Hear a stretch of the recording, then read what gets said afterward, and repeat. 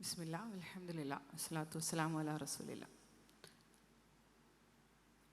ഈ പ്രതിഷേധ വേദിയുടെ അധ്യക്ഷൻ ബഹുമാന്യനായ സിഒ സംസ്ഥാന പ്രസിഡന്റ് മുഹമ്മദ് സയ്യിദ് സാഹിബ്, ഉദ്ഘാടകൻ ജമാഅത്തെ ഇസ്ലാമി സംസ്ഥാന സെക്രട്ടറി അബ്ദുൽ ഹക്കീം നദ്വി സാഹിബ്, വേദിയിലും സദസ്സിലുമുള്ള വിശിഷ്ട വ്യക്തികളെ, പ്രിയപ്പെട്ട സഹപ്രവർത്തകരെ, അസ്സലാമു അലൈക്കും വറഹ്മത്തുള്ളാഹി വബറകാതുഹു.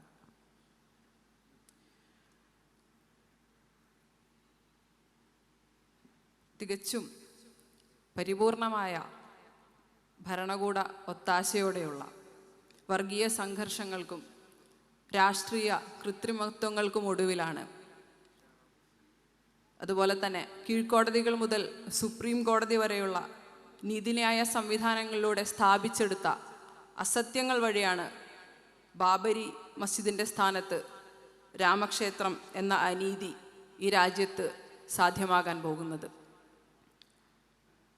വലിയ തോതിലുള്ള വമ്പിച്ച പ്രചാരണ കോലാഹലങ്ങൾ ഇതുമായി ബന്ധപ്പെട്ട് കഴിഞ്ഞ ദിവസങ്ങളിൽ നടന്നു വരികയാണ്. കേവലം ഒരു ക്ഷേത്രത്തിൻ്റെ പ്രതിഷ്ഠാ ചടങ്ങല്ല നടന്നു വരുന്നത് എന്ന് നമുക്ക് വ്യക്തമായ ധാരണയുണ്ട്. ഒരുപാട് മാനങ്ങളുള്ള, വ്യത്യസ്തതകളുള്ള രാമായണങ്ങളിൽ നിന്ന്, രാമന്മാരിൽ നിന്ന് ഏകശിലാത്മകമായ ഒരാശയത്തിലേക്ക് ഈ രാജ്യത്തെ പരിവർത്തിപ്പിച്ചുകൊണ്ടിരിക്കുന്ന ശ്രമങ്ങളുടെ ഏറ്റവും അവസാന ഘട്ടങ്ങളാണ് നമ്മൾ ദർശിച്ചുകൊണ്ടിരിക്കുന്നത്.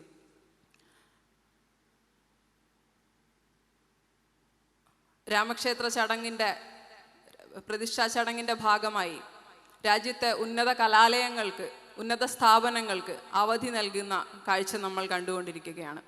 രാജ്യത്തെ ദേശീയ മാധ്യമങ്ങൾ വലിയ തോതിലാണ് ഇത് ആഘോഷമാക്കിക്കൊണ്ടിരിക്കുന്നത്, വാർത്തയാക്കിക്കൊണ്ടിരിക്കുന്നത്.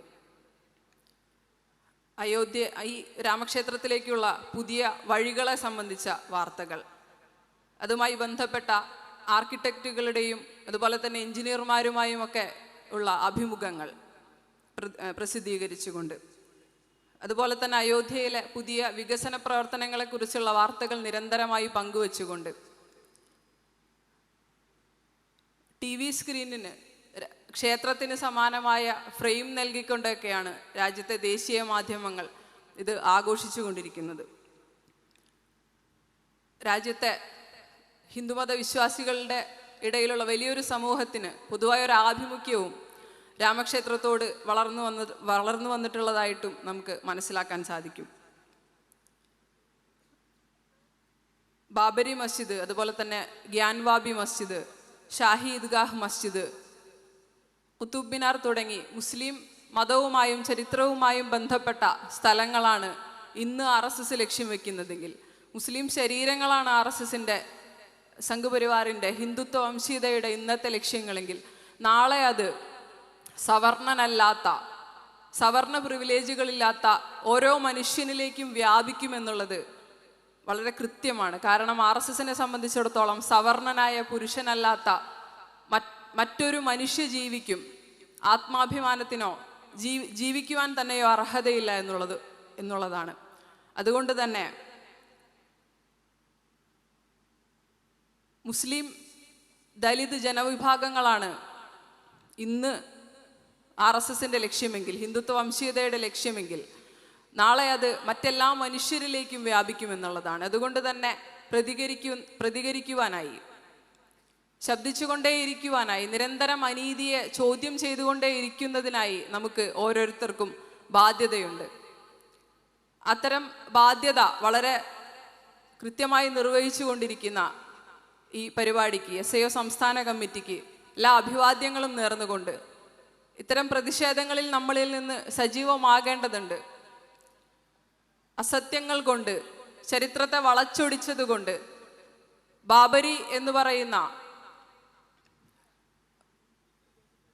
ബാബരി ഒരിക്കലും നമ്മിൽ നിന്ന് മറയ്ക്കപ്പെടുകയില്ല, മാഞ്ഞു പോവുകയില്ല. നമ്മളാരും ബാബരി മറന്നു പോവുകയില്ല.